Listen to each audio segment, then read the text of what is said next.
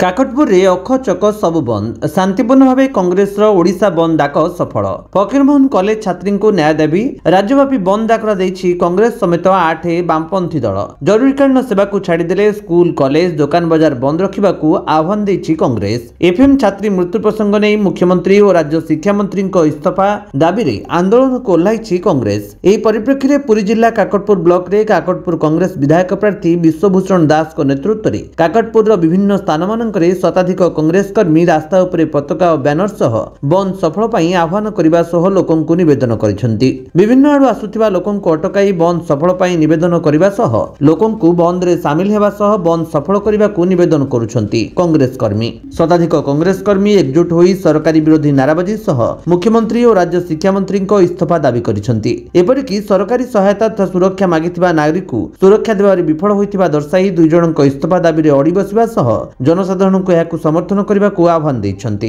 सकाळ प्राय 6टा समय काकटपुर ब्लॉक छक काकटपुर कॉलेज छक मेडिकल छक मुख्य बाजार आदि स्थान में कांग्रेस कर्मी माने रास्ता उपरे पताका और बैनर धरी सरकारी विरोधी नाराबाजी स्लोगान देवा सह अत्यावश्यक सेवा को छाड़देले समस्त गाड़ी मोटर दुकान बाजार स्कूल कॉलेज ब्लॉक तहसील ऑफिस सह समस्त सरकारी बेसरकारी अनुष्ठान को बंद करिसेंती। एही बंद डाकरा को काकटपुर कांग्रेस ब्लॉक संयोजक जसवंत नारायण महांती जिला अध्यक्ष संख्यालघु विभाग पुरीर अतुबुर रहमान पूर्वतन ब्लॉक सभापति अवधूत मल्लिक राज्य कांग्रेस कमिटी सभ्य विपिन बिहारी महांती सौम्यकांत खुंटिया एनामुल मल्लिक फिलु दीक्षित मिलित मंचर संयोजक विपिन राउत सीपीआई जोन संपादक सुरेन्द्र चंद्र विश्वाल गोलेख चंद्र नायक सरोज विश्वाल विष्णुचरण नायक नरेंद्र दास समेत शताधिक कर्मी जोग देइछंती। ब्यूरो रिपोर्ट विश्व विजयी न्यूज ओडिशा।